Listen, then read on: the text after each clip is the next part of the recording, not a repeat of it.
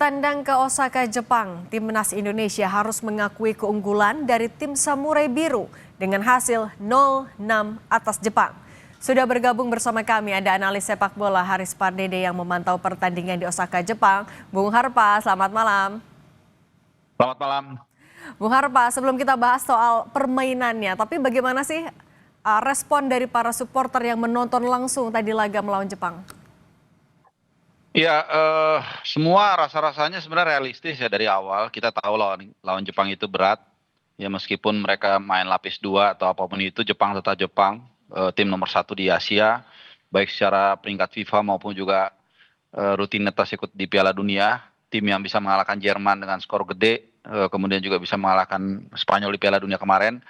Jadi ini memang tidak mudah, meskipun juga mereka datang dengan kondisi sudah pasti lolos ke Piala Dunia. Cuman yang orang lupa adalah pemain lapis duanya pun ini punya motivasi untuk dipanggil Hajime untuk Piala Dunia tahun depan. Sehingga dengan situasi seperti ini seharusnya dari awal fans supporter tahu bahwa mendapatkan bahkan 1 poin pun dari Jepang itu sangat sulit.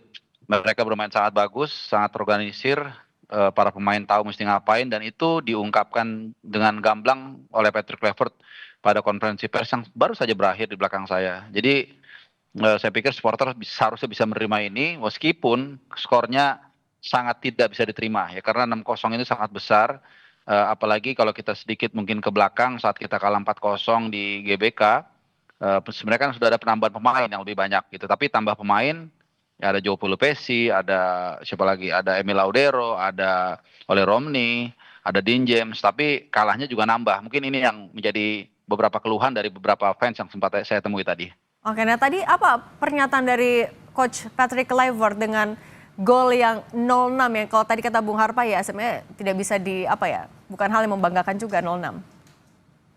Ya, satu kata yang paling sering diucapkan adalah learn. Ada yang harus dipelajari dari pertandingan ini untuk Oktober nanti. Tapi saat saya coba bertanya dengan beliau, ya what have you learned from this loss? Ini adalah kekalahan terbesar di kualifikasi kali ini.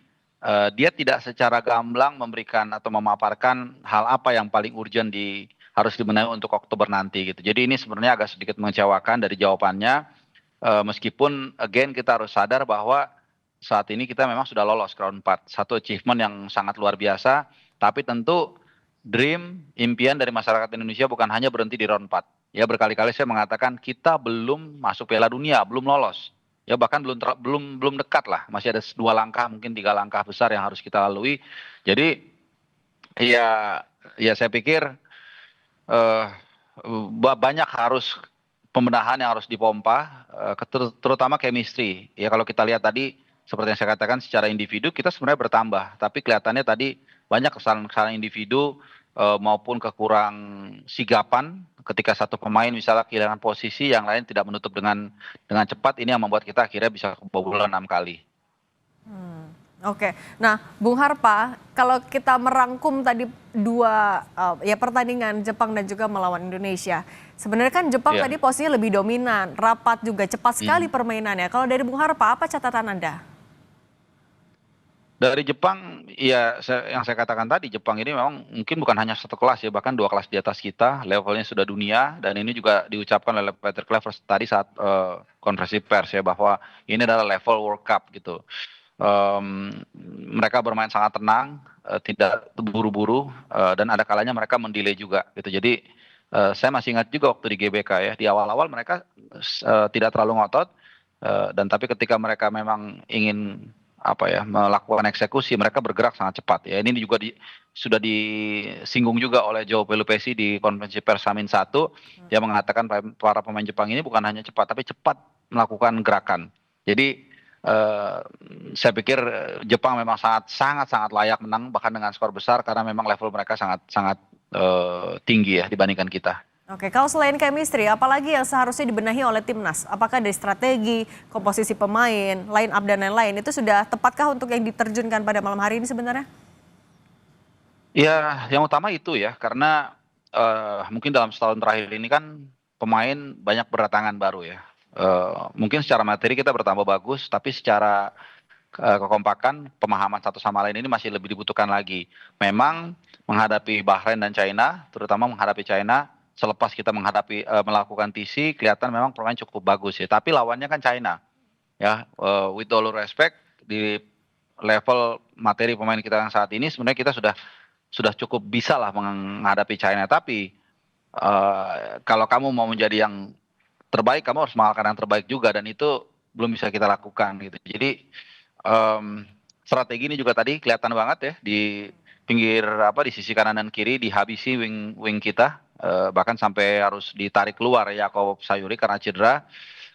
Jadi secara taktik dan strategi ini juga agak sedikit menjadi tanda tanya ya. Saat menghadapi China, pergantian pemain banyak mendapat pujian. Tapi kali ini menurut saya agak sedikit terlalu lama Patrick Kluivert mengambil keputusan ya. Ketika melihat ada tsunami serangan yang begitu luar biasa, tapi kemudian beberapa pemain yang tidak perform itu tetap dipertahankan dan akhirnya stall. Ya, jadi sudah tidak bisa balik lagi.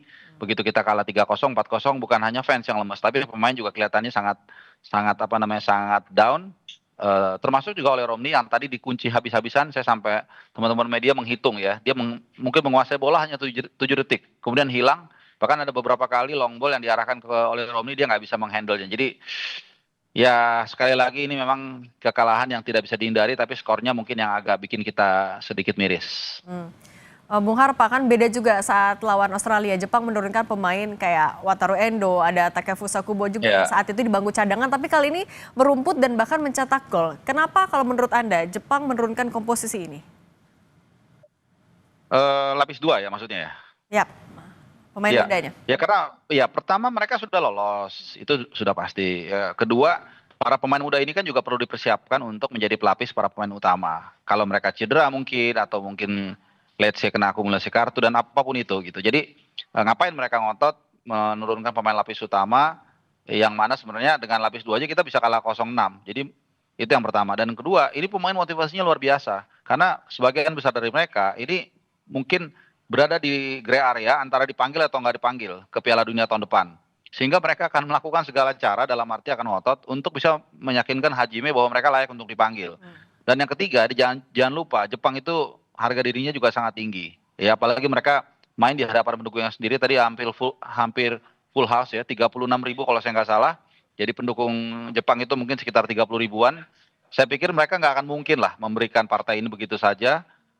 Jangankan menang kecil ya. Jangankan seri atau kalah, menang kecil aja mungkin mereka akan malu gitu loh, karena menghadapi tim yang secara peringkat mungkin terpampang atau terpisah 100 lebar ya. Oke. 100 slip gitu. Jadi mereka pasti akan ngotot, dan itu terbukti dengan kemenangan 6-0. Oke, Bung Har, kita kan juga harus melihat ke depan. Nanti masih ada putaran keempat. Apa yang bisa diambil dari pertandingan ini dan bagaimana juga agar mental dari timnas kembali naik lagi di pertandingan selanjutnya? Iya, ini pertanyaan yang saya ajukan tadi sebenarnya. Karena Patrick Kluivert berkali-kali mengatakan we must learn from this loss gitu kan. Tapi ketika saya tanya apa yang kamu pelajarin, dia tidak menjawab secara clear. Misalnya mungkin hanya satu ide dia sempat mengucap soal finishing.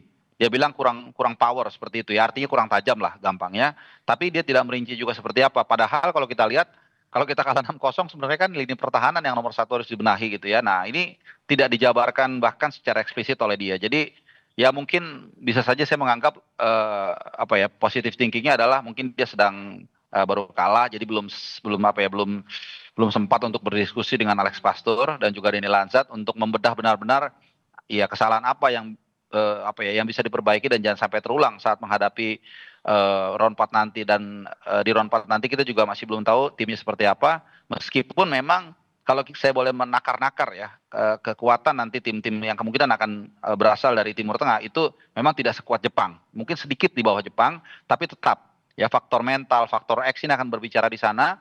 Ya termasuk juga saya sempat nanya ya soal lokasi round 4. Ini penting juga karena banyak simpang siur soal nanti di mana kita akan bermain, dan dia sendiri Patrick Kluivert tadi belum tahu di mana gitu. Jadi memang ini belum jelas. Jadi banyak sekali PR yang harus dibenahi. Mudah-mudahan di waktu sekitar 4 bulan ya. Mudah-mudahan kita bisa do something ya untuk round 4 nanti supaya kita ya bisa melanjutkan nafas kita lolos ke fase selanjutnya atau bahkan lolos langsung ke Piala Dunia kalau memang bisa ya. Amin. Oke, Bung Harpa, terima kasih sudah berbagi Kompas Malam. Sehat selalu Bung Harpa. Sehat selalu. Malam.